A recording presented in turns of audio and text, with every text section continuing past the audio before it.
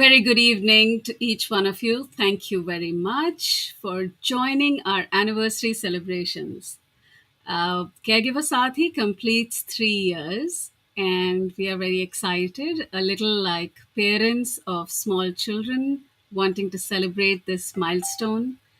Among the various events that we have organized and hosted, uh, this one today is truly special. In this conversation this evening, we are looking at what could something like caregivers have to do with a workplace.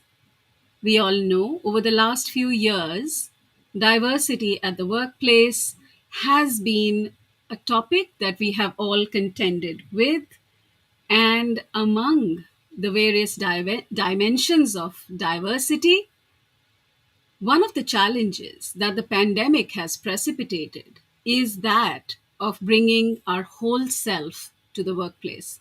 In fact, frankly speaking, bringing the workplace home, really. And what does it really mean to bring your whole self to work or bring your work to home? And what implications does this have for diversity at the workplace?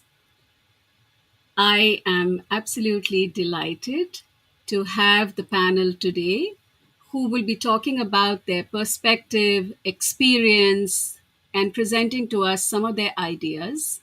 And I would love to be in the audience as we have these panel members. The panel members, this discussion will be held by Vikrant Goyal, and he will be having this conversation with Shivanee and with Sneh. As we begin the conversation today, I would like for all of us to watch this brief video and then get into the conversation. Can we have the video, please?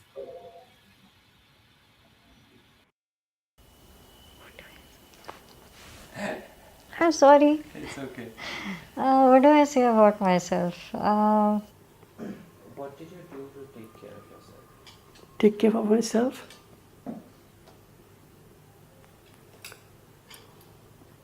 Emotionally. To be honest, nothing.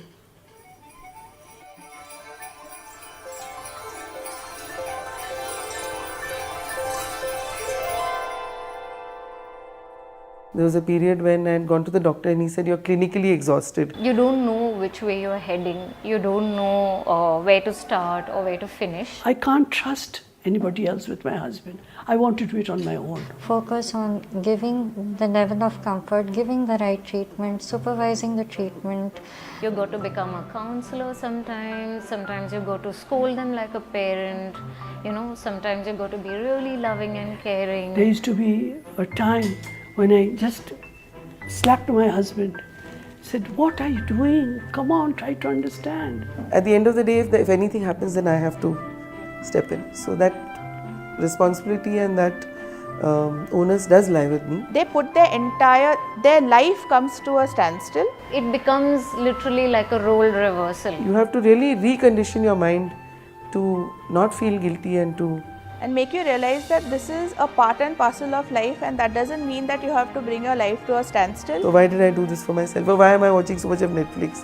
I feel I deserve it. If I could find little time to sit down and paint, that would give me a lot of energy and happiness. It's about being a doctor, being a nurse, being an oncologist, or being in palliative care, and one would take a lot of pride that saying that well, I've set up this facility on palliative care. That would be a matter of pride. But in one's own personal life, caregiving is pretty much a very thankless job.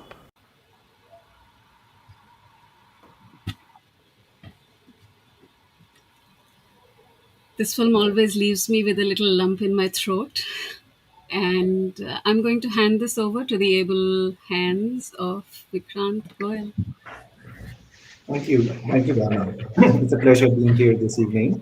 I'm Vikrant Goyal. I head the human resources function for Games 24/7, been across companies and industries for the last 20 years. Very happy to be here on a Friday evening having this conversation. which actually is very close to my heart for my personal reasons as well as from an organization context. Over to you, Sneh and Shivani. Shivani, go ahead.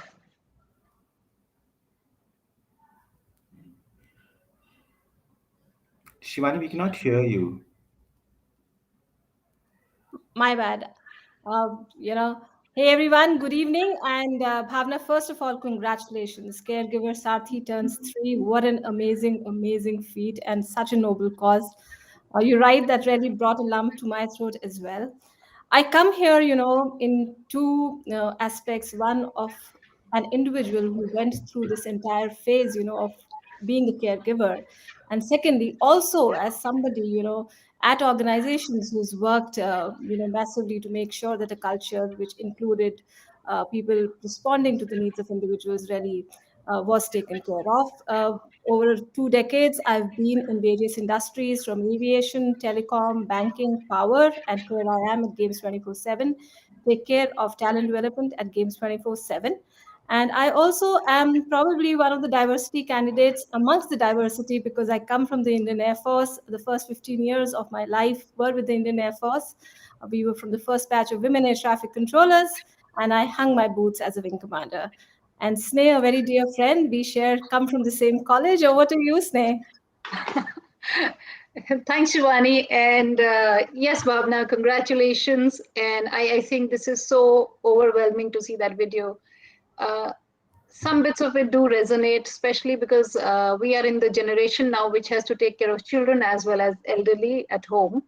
And yes, there are days when it's just so overwhelming. There's no time, and you start wondering what to do, how to kind of bring in more hours into a day, and do the things you also like. So thank you so much for bringing this, I think, to the forefront on all our radars. And my background is I've been working for about 2 decades now. I share the same city with Shivani as we discovered recently. Also share the same campus with Bhavna. So that's a lot of intense relationship with caregiver. One of the things I've always realized as part of my work with organizations is that when we think of diversity, we are always focusing on women, or maybe some advanced organizations will start working focusing on PWDs or now the LGBTQs. However, I fundamentally believe that there are subparts to each of these segments that we need to focus on to bring about true diversity, a multifaceted diversity of the workplace. Otherwise, if we don't focus on these subparts, I think this would remain merely a theoretical exercise for most organizations without making a real impact. So thank you so much. A pleasure to be here, and I'm excited. Great. So let's get the conversation going. Thank you, Shivani and Sneh. It's a pleasure talking with you on this topic. And just like Bhavna started, and that got me thinking also that the pandemic, while they say has been a great equalizer for people, everybody is sailing through the same difficulties, right? But at the same time, I think what we've experienced as an organization also, it's surfaced a lot of challenges. And in the face of challenges, if you really go down and see the kind of the diversity of needs that people are expressing, and the diversity of context that they're coming from, right, has posed a fair amount of challenge from at least in the organization context as to how our organization is starting to look more closely at the differences that people are coming up with from their thought process, from their context, from their needs, and especially even the fact that many of the folks have now gone back to their so-called homes, right, and are not in the working cities, and they're working from home. So they're also, in a way, sort of getting to do caregiving for their families around. And unfortunately, also because of the pandemic, it has arisen. So I wanted to get your thoughts, Shivani, maybe from an organization context, and Sneh from your expertise and thought process, as to what are you seeing from a diversity agenda that organizations are picking up, or maybe even finding challenging, struggling. What has changed in the last 2 years? So, Vikrant,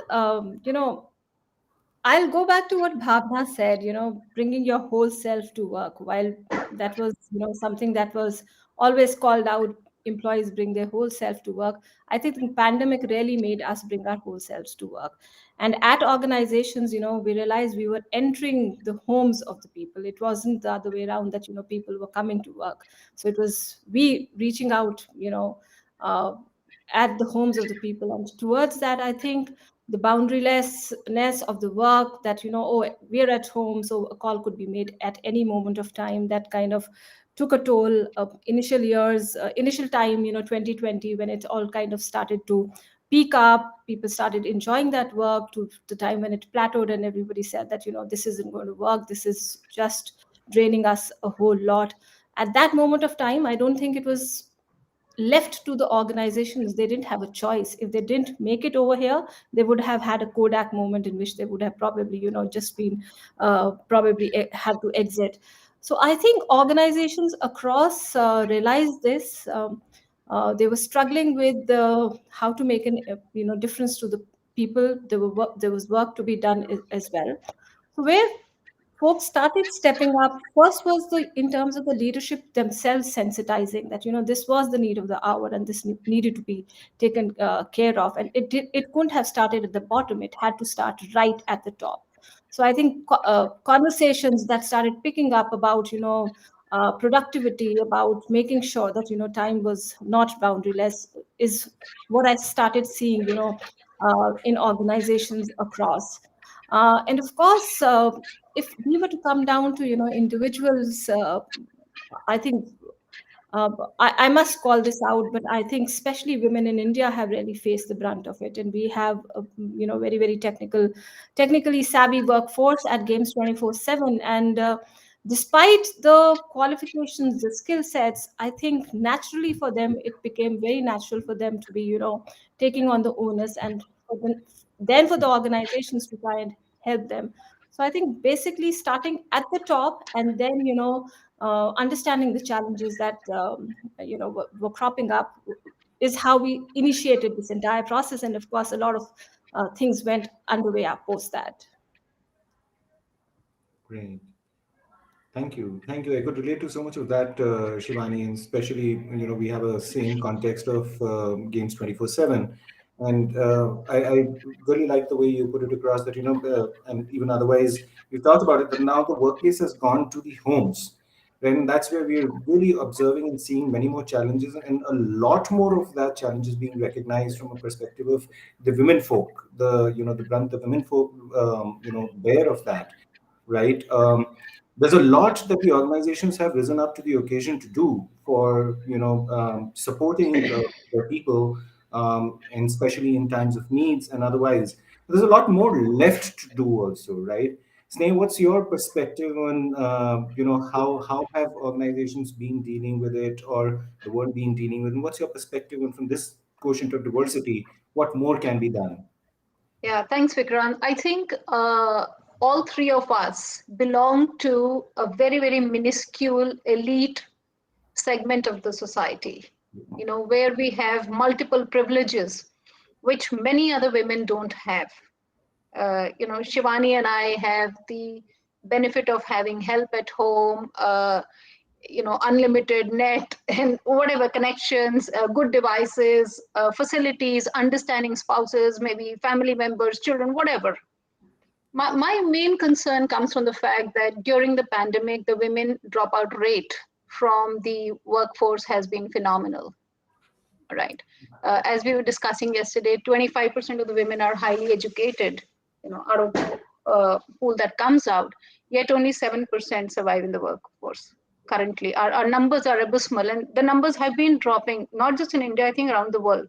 The pandemic has clearly taken a huge toll on women, and this will impact our diversity of the workplace, not just today.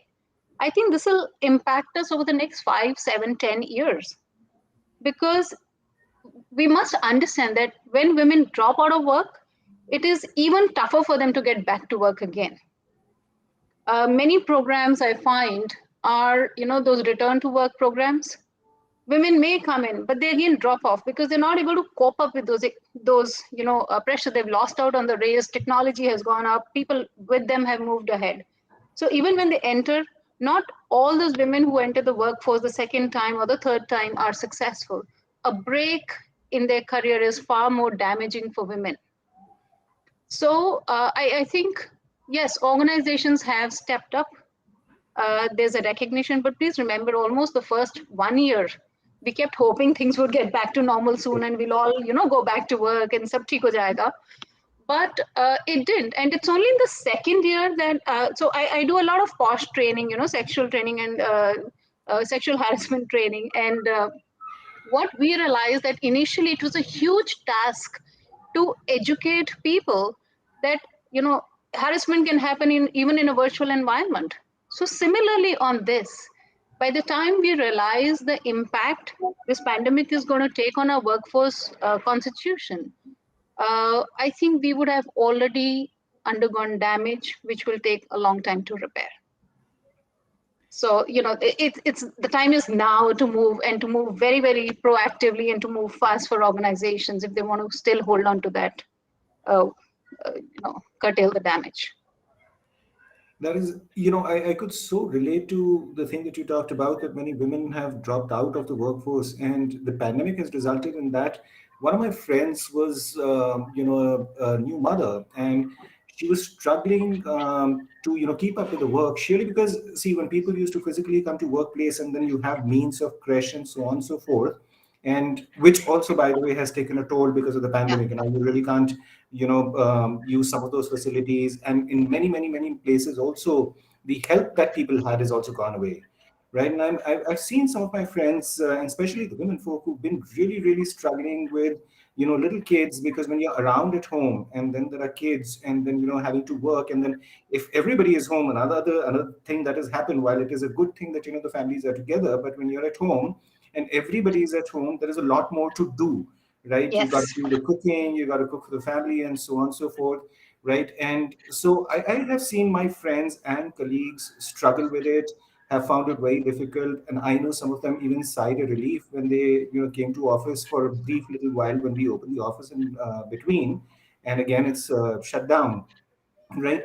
But I even from a human resources perspective have wondered that, apart from flexible work hours, which actually doesn't really end up happening in a virtual space where you're pretty much available and need to be available at all the times, but when the offices were on, there were many other things people were looking at from a diversity and inclusion perspective, right? From an inclusion perspective, just even from a physical office space, having crash inside the office, mother's room, or even for specially able people, looking at the office in a certain manner. But I have struggled in this entire period also, is what more can we do, right, in this virtual world, and how differently can we do it, right, to be able to support the women folk, or not only the women folk, even the caregivers, even men folk have ended up becoming caregivers at this point of time, for whether it is for parents or whether it is for other folks. My sister is a caregiver also for her special child, right? So what, in a virtual world or even otherwise, what are some of your thoughts, Shivani and Sneh, that what are some other things that one can think about beyond just policies? Yeah. Very deep, Vikrant, and a very, very difficult change to make. And I am going to draw from a personal example over here. I'll bring out the role of peers and managers and people around in the workforce with you. So I remember, when I had my daughter, and during those times, the maternity leave was barely anything. So I was in the Air Force that time, so I took maternity leave. 2 months of that. Then I took a leave without pay, and then Kargil was happening in 2001, so I had to get back to work. So I remember, there was a survey which was floated by the government of India, and they said that, how many of you would want to have a permanent commission in the forces, and how much leave have you taken? And I imagine the contradictory, entire, contradictory that they were bringing, that how much leave have you taken? And, would you like to have a permanent commission in the Air Force? So at that moment of time, I just, taken that leave. So I went in, and there was a specific term used, annual leave, and I filled in all my leave, and I went back to my manager, and he was a coup of the, and he said, Shivani, Who's asked you to write the entire leave? They're asking you only to write your annual leave. Just say how much annual leave you've taken. And then at that moment of time, he pushed me and he said, there is no way I'm going to ever take the fact that you're going to be not doing what you do and what you love best, and you are going to be in the workforce. And I would like to translate that experience into the into the corporate sector as well.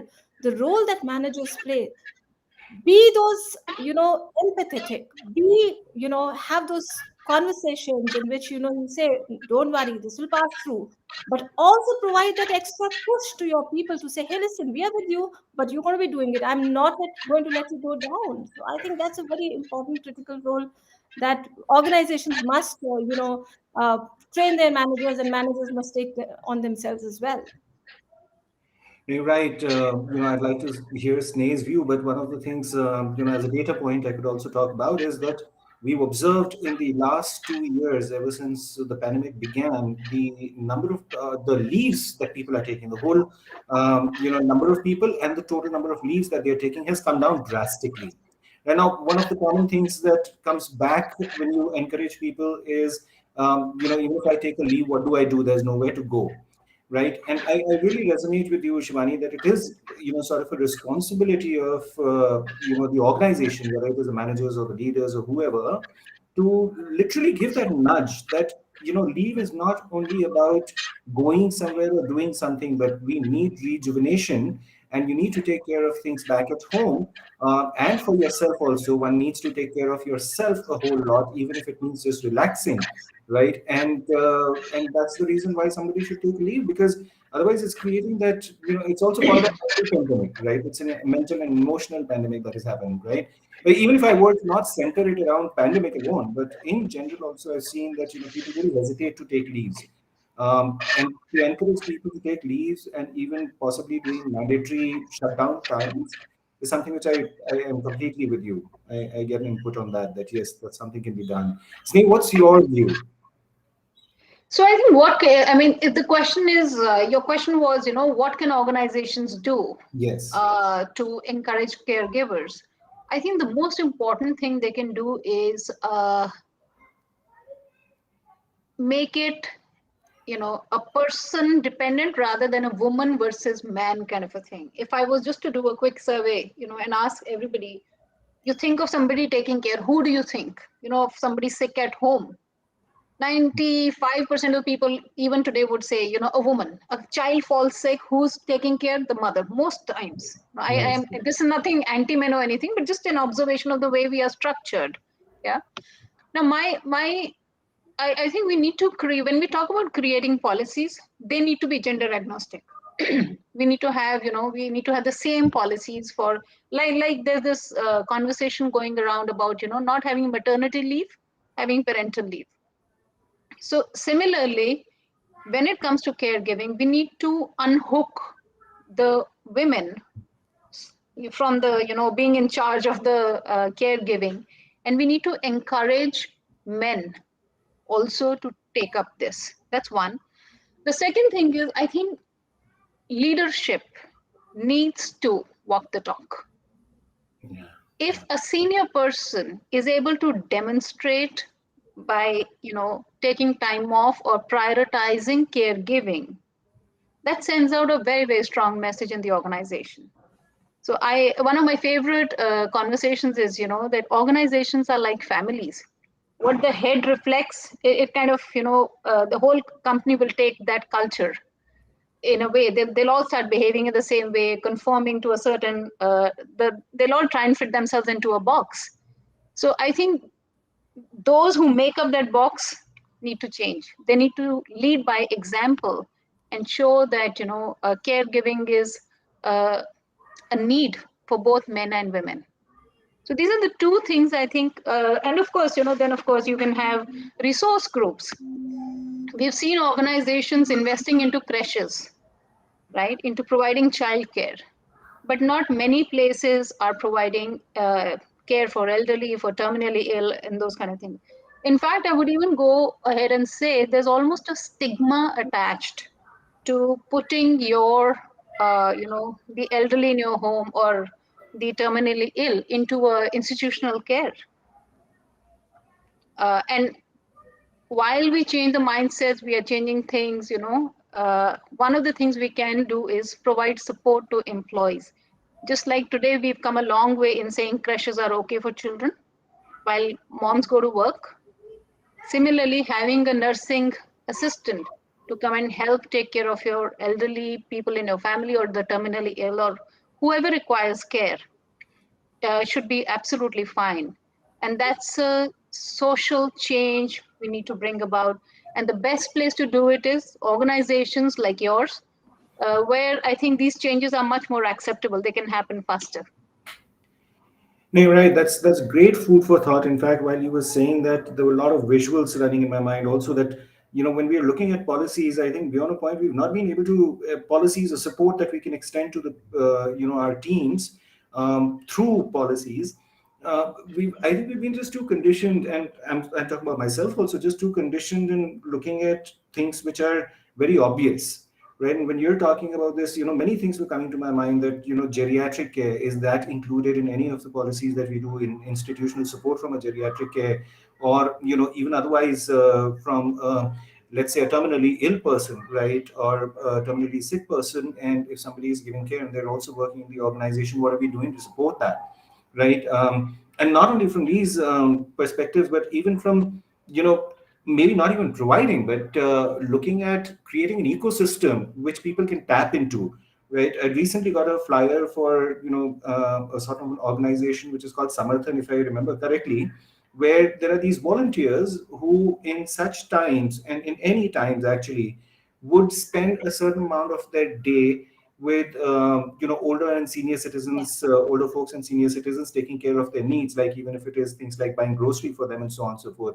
Right? So creating an ecosystem of around that. And as I think more, why not actually even having that volunteering time for your own colleagues and their families, and outside, of course, but for your colleagues and families. So there are many, many creative ways in which one can think about it. Right. And I would also like to take a leaf from what Shivanee was saying some time back about, the compassion and the empathy. Right. And I think it's not unknown to many of us that in most organizations, when we, do this engagement survey, or, we take feedback from the people, one of the things that I've worked across industries and, across organizations. Of course, some of the organizations have done it very well, but the part of feeling cared for, right, that that particular aspect typically is not all that high, right? So I'd like to pick your thoughts on that, this whole empathy, bringing in empathy and compassion, right, and feeling cared for our teams. How can we enhance that further? Because it is a known and a given that organizations are right brained, right? I mean, organizations are much more logical, outcome oriented, and so on and so forth, right? In fact, I remember a story which I was narrating to some of you folks, that at one point of time in a consulting assignment, there was a group of folks that I was working with, the leadership team, which was from different continents and different countries. And while doing the profiling for them as a part of the intervention, we also realized that 95% of those folks were more of the thinking as against the feeling folks from an MBTI perspective, right? And the whole intervention was about the organization, irrespective of how much we are doing for them. People don't feel cared for. So what is missing? Right. And there was the straight thing out there that, listen, everybody is a thinking person and nobody's really a feeling person over here, even if you just look at the characteristics, right? But then again, I'd like to hear your views, that how can one really look at the aspect of bringing in more empathy and compassion in the organizations?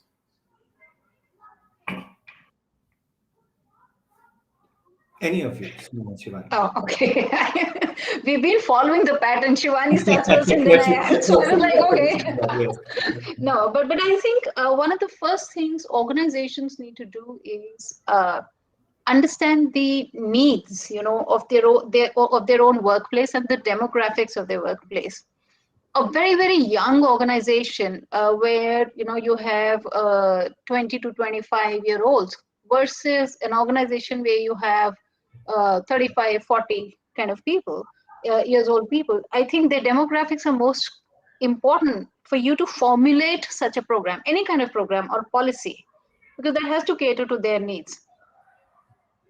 And I think we need to not penalize people for caregiving, right?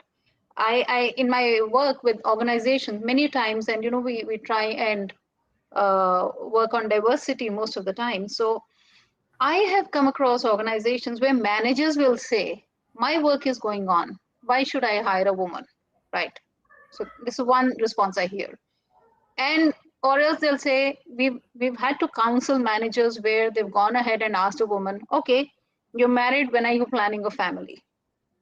Because their first thought is, if in the next 1 year she's going to take 6 months off, right? Then who's going to do the work? So organizations, whether it's for caregivers, even for caregivers, if somebody in the team is off work for caregiving, let's say for a week, 10 days, 20 days, 1 month, the organizations mostly do not provide for supplemental resources, and others in the team are expected to step up and take over that part. Now, given most organization cultures being driven on performance and numbers, I think there comes about a negative kind of a perception about somebody taking time off for caregiving. Yeah? This is one issue that organizations need to really think about. How can we inculcate that compassion in the organization and not penalize people for taking time off to take care of their loved ones? uh, if a person is taking time off very frequently, they'll say, "Ghar hi baith jao." I've heard this actually, being told to people. Why don't you take time off? Why don't you take a sabbatical? Correct. And so I think organizations need to have this pool, or provide for supplemental resources who can step in and take over that work. That's one. Second, of course, is that create volunteering opportunities for employees. When we go out and see you know inculcate an attitude of gratitude, I would say. Allow people to take a Saturday off, organize them into a group, and send them to a place. So in one of the organizations I worked in the US, what they used to do was, around Christmas they used to have a wish tree. So you could take a tag and bring in that thing, whatever was written on it, and bring it and hang it there, and all that would go to a child care place. Mm. Get your employees involved in volunteering, in giving back to the society, because only then can they know where the pain is, you know so these are some of the things I would recommend. I think that is really powerful, Sneh, that, creating an attitude of gratitude by, actively encouraging people and organizing such things where people experience this. And that is going to bring in compassion into the organization. While you was talking about that, I also, came across in my mind a certain level of hesitation. You said that, while, people take time off for caregiving and sometimes it's not taken very well by the organization, I think even taking one step before is, people find it difficult to even express that Yes. they have needs of caregiving, and whether it is for a special child, it is for, aging parents, it is for any other reason, right? People hesitate to even bring that up, right? So I would think it is very important for, folks in the organization, whether it is peers, friends, and otherwise, to provide that, comfort and that conducive environment for people to know what is the context of each other's lives, right? So there is more understanding and compassion towards it, that you know that, there are reasons why this person is possibly away for 4 or 5 days, because there is a context this person deals with, right? And to have those conversations, that I think will also encourage compassion in the organizations, right? Shivani, any experiences of yours, whether from the corporate or from your earlier avatar of Air Force? So Vikrant, while we speak about, what we should do, and what we straight away get into is that, A, B, C, D, and E probably. But I like to take a step back, and I think what this needs first of and foremost is a mindset change. The entire bit about empathy and compassion, because what happens is, and I was recollecting this conversation with Bhavna yesterday, in which, this isn't an Indian gentleman either. This is probably in the Nordic countries, this gentleman who goes and picks up a child, and everybody around says, "Oh my God, he's taking care of his child." So that's the mindset we have even in India. If there was a, if there was somebody who was taking care of, and especially if it was a man, and I know, Sneh, you did say that let's make it gender agnostic, but that's very, very prevalent. People will say, oh my God, look at that man. He's taken care of, his Yeah. parents who's not well, and this is how it is. So I think the first thing we need to do is the mindset change, the peeling of the onion, the outer layer needs to come out first of all, is what I strongly feel. And I resonate very sharply with what Sneh said. And I go back to, one of my corporate experiences in which there was this, family which, the wife had contracted cancer, and the man was taking leave again and again. And at that moment of time, the CEO stood up and he said that, even if I'm just going to be paying that salary out, it is all right. I am not going to, even question that, in terms of resources, because resources is a crunch. So I think it needs to stem from the leadership. Any leader taking a lead of saying that, hey, listen, I'm not going, Vikrant, you do that so often. I'm not going to take a call at 9 p.m. I know it's absolutely all right for me to say, I'm not going to take a call at 9 p.m. I am going to conform to that. Similarly, if I see, somebody from the leadership say that, I'm going to be taking care of my parents and this is no big deal. And, it will trickle down.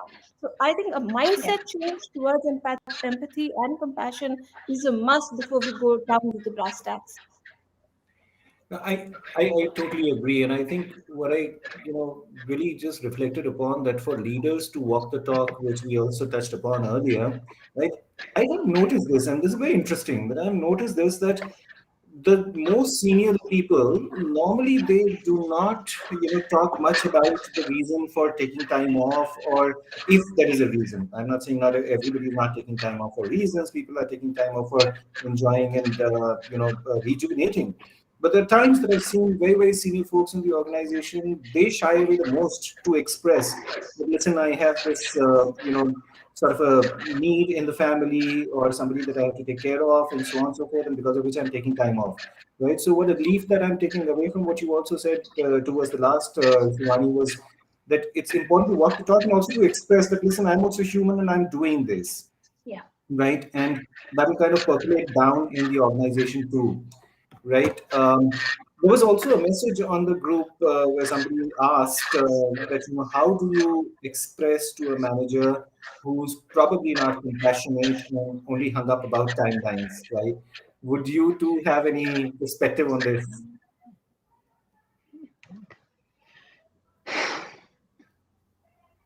Um, I think if you don't speak, Yeah. you definitely don't get an answer. So if it's a manager who's not, who you think is hard to reach, to speak to your HR, speak to your senior leadership, yeah? uh, get them counseled or hinted to, and uh, spoken about to, so that the message can go through. But being quiet about it and not speaking about it, I think, is not going to do you any favor there. Not going to work at all. Sneh, Vikrant, I'd also like to add another angle to it, So sometimes, and I wonder if this question comes from a woman or a man. And so if it comes from a woman, so sometimes what happens is that we always put ourselves, on the back burner. So if it was, if there was a primary career, in if it was a dual career couple, and we are with an audience probably, where people are working, and that's, so if there was a dual career couple, then there was primary, that both careers could be primary. That's a very, very rarity to have. There's normally a primary secondary career in which a man takes a primary career and a woman takes a secondary career, or taking turns in which probably a woman gives up sometimes and then comes back to the workforce. I think it's important, of course, to speak, because without speaking, you'll never get anything. But it's also important to speak at home. Speak to your partner as well to say, this is important. This is needs to be done. It's important for me because I'm ambitious, I'm aspirational, and I really want to do this. So both places is where the speaking is necessary.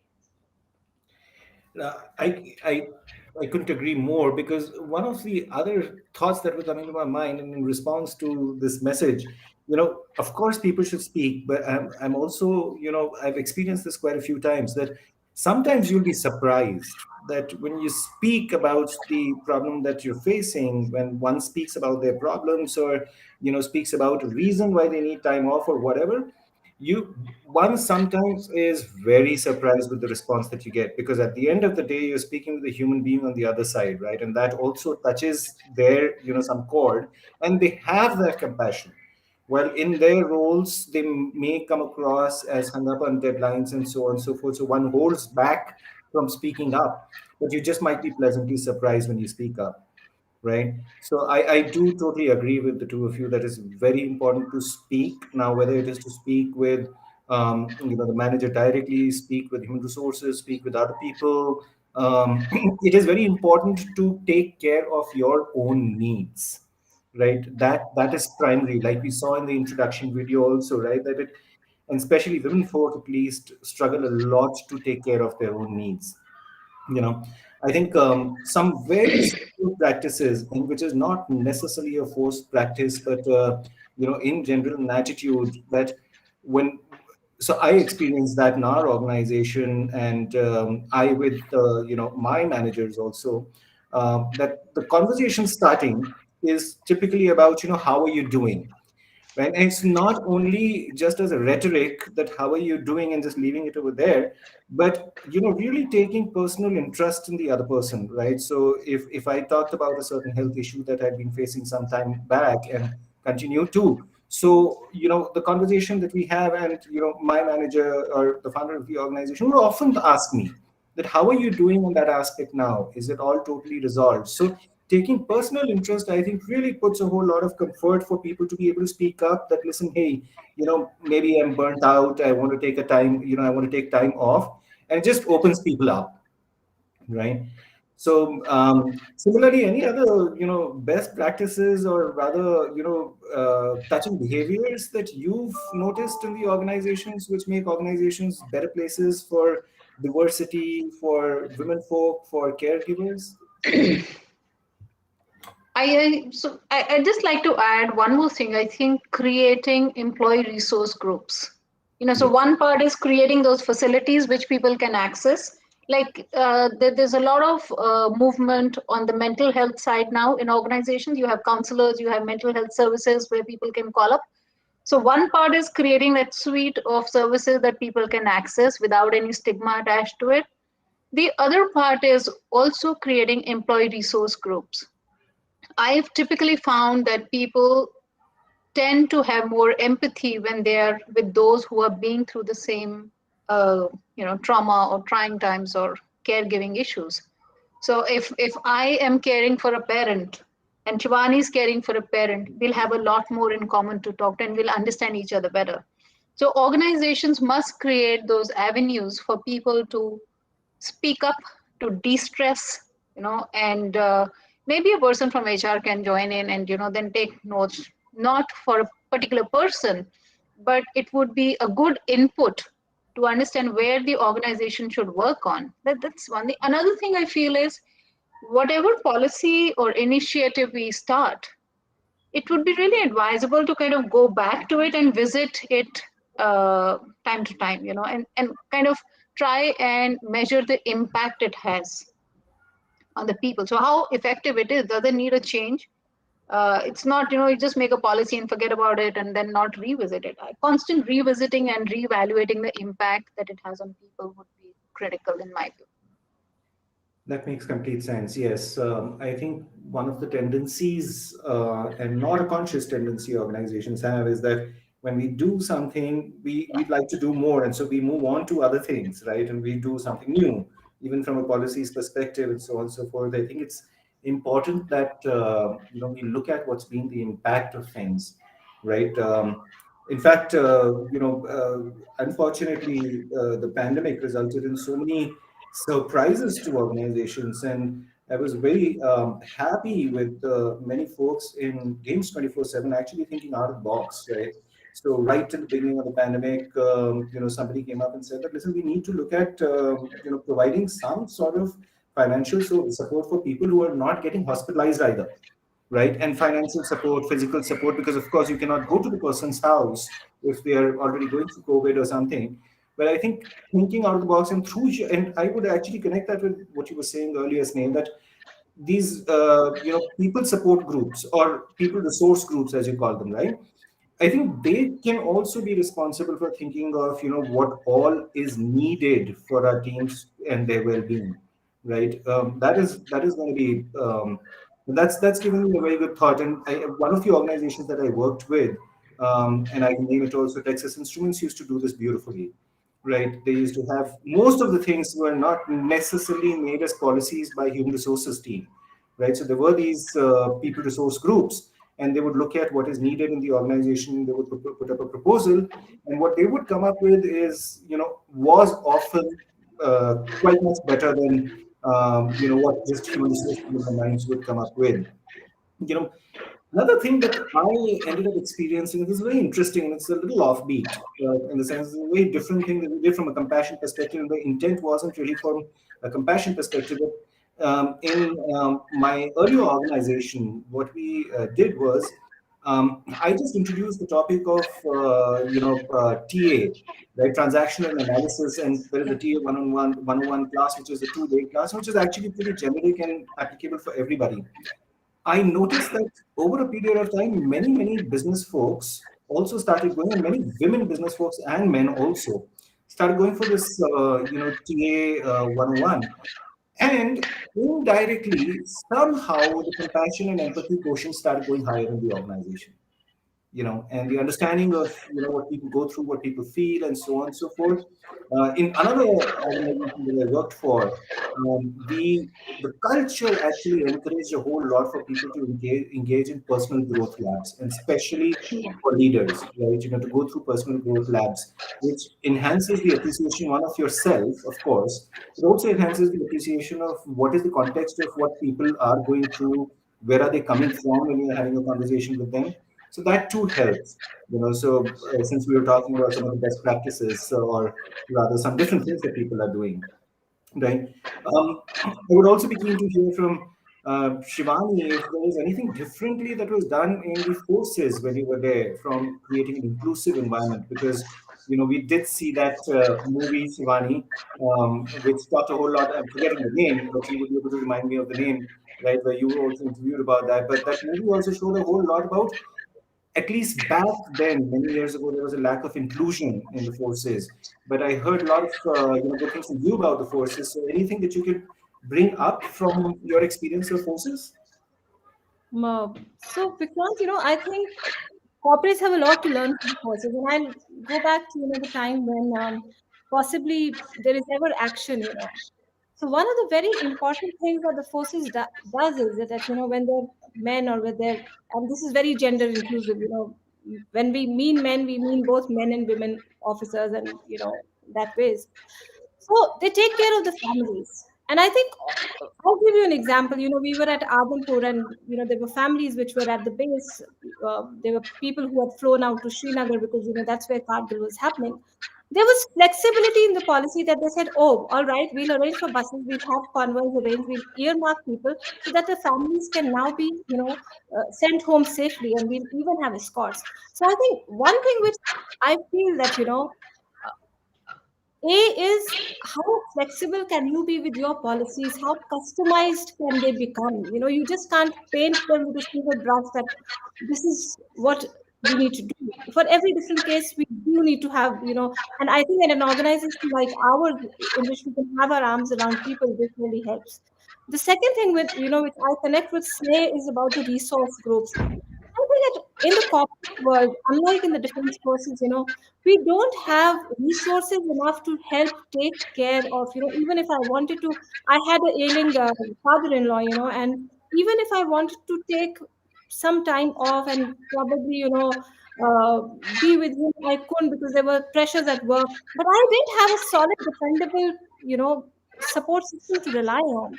And every time, probably a volunteer might not be able to help. We need, for organizations to be able to tie up with uh, similar organizations who are able to, provide that kind of a support. And that will really help our workforce stay engaged, stay connected with their personal ambitions and aspirations, while, on the high side thinking that, yes, their family is being looked after. And I think the forces done it brilliantly well.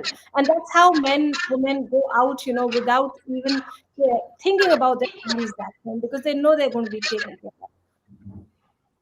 Wonderful. Yeah, and I know that organizations may not have all the means and possibilities as the forces can, but this is exemplary. And I have enough and more people in my family from the forces, right? And the kind of support that we feel is tremendous. But I've also seen corporates do that, right? Now, if you and whether it is mid-size, small size, or extremely large corporates, also I've seen do that. Like if you were to have ever lived in Tata Nagar or Jamshedpur, right? In Jamshedpur, you know that how the whole life of a person is taken care of by the Tata family, right? So from schooling all the way to any hospitalization, any need. So it was a beautiful feeling to live in Jamshedpur amidst all that. But that's at a very large scale. But I do absolutely appreciate what you're saying, that if organizations can also provide a support system and the feeling of feeling safe and feeling belonged and taken care of for their teams, right? That's going to be fabulous. So I do see we are, approaching the end of the webinar, and I'd like to take the last 5 minutes for closing comments. And as we, land the session, it's been, at least definitely for me, it's been very, very informative. It's been enriching for me. It's made me think a whole lot, and I'm pretty sure that I'm going to be looking at, taking away some of these things and actually making them real in our organization to whatever extent that we can. I'd like to hear your thoughts also, any closing comments that the two of you would have. I think, Vikrant, to me, if somebody was to ask, why should you invest in this whole idea of supporting caregivers? The safest thing in numbers would be high retention, right? Uh, there's something called the EQ, of course, right? Emotional quotient, and then there's something also called the psych. I think we It's lost. beyond money, beyond compensation, beyond growth, right? But the employee is mentally, emotionally, psychologically invested in it. There's a psychological contract between you and the employee. I think if organizations were to take care of their caregivers, caregiving employees, it would make there would be a huge ROI in terms of the kind of employee commitment you would get back. I am confident this is one deed which should not go unrewarded in terms of your high retention, better performance, more productivity. Nobody likes to, I always say this, nobody likes to while away their time and just take a salary for free. We all want to contribute to the workplaces. Correct. And the best way is if as an organization you support an employee in their times of need, trust me, it works the other way around too. Indeed, So, indeed. Wonderful. Thank you. Thank you for that, Sneh. Shivani, your I couldn't thoughts? help, yeah, I couldn't help but agree more that there has to be. Right now, what is happening is people reach out, one thinks about it. All organizations are generous enough, they kind of try to figure out a way to do things.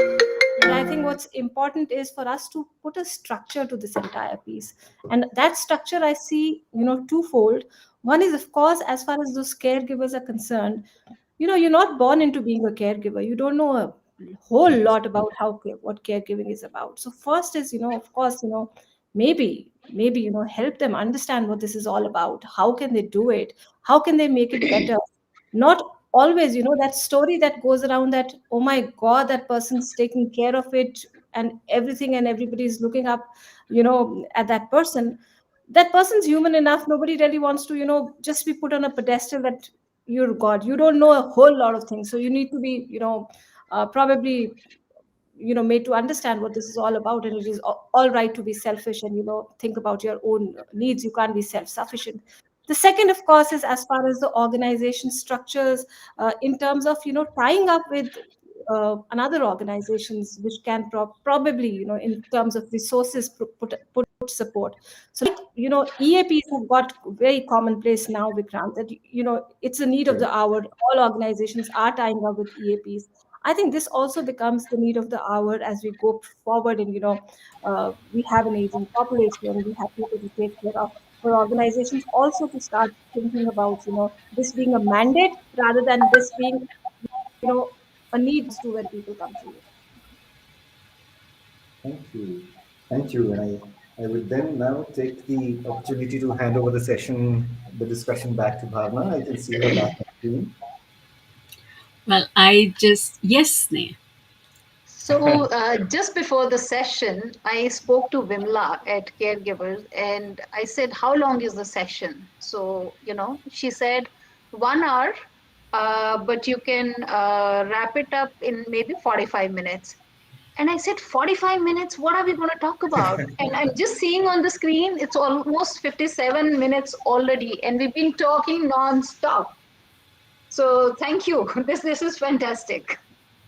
I would definitely say this was a Friday evening, very, very well spent, and a very heartful evening. And thank you to the two ladies, to Shivani, to Sneh, for this wonderful discussion, for a whole lot of thinking, for a whole lot of ideas and thoughts as to how workplaces can better themselves, right? So with that, I would bring it to a closure. To sign off, I'd like to invite Bhavna for any closing thoughts. Well, all I have to say is I am delighted that we can have many such conversations. So, my heartful thanks to the three of you for having this conversation on this platform, bringing in your ideas. I feel a little intimidated or tired or a little that why should I be always having this conversation? So I am grateful to have your support. I am so thankful. Thank you for this lovely conversation. Thank you for joining our anniversary celebrations. And we would like to close this session. Thank you to everyone who joined this conversation and will be seeing this asynchronously. We'd like to close the session with a short video. Can we have the video? Thank you. Thank you, Bhavna, and all the best again. Caregiver Sathi turns 3. 3 years to the genesis of a journey recognizing the invisible warriors, family caregivers. 3 years of building a community that supports and inspires. 3 years of creating an ecosystem that acknowledges the well being of the caregiver. Your encouragement has helped us reach milestones. As we embark on a journey of new beginnings, we continue to seek your support. Join us as we celebrate this milestone of completing 3 years. Watch this space for some exciting announcements from our end.